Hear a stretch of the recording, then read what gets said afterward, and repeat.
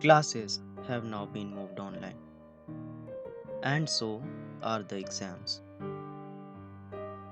No one knows when we will be back in our normal. In this new normal of getting online, one has faced a number of issues, not only technical or physical, but mental too. And according to reports, all this was done in no time, resulting in anxiety, depression, self doubts, and altogether resulting in mental illness.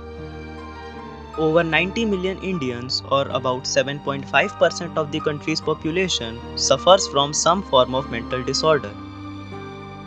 People think that whatever they are going through is normal and they need to go through it. But till the time one comes to know that this is an illness, a huge amount of time gets passed and the situation gets out of control.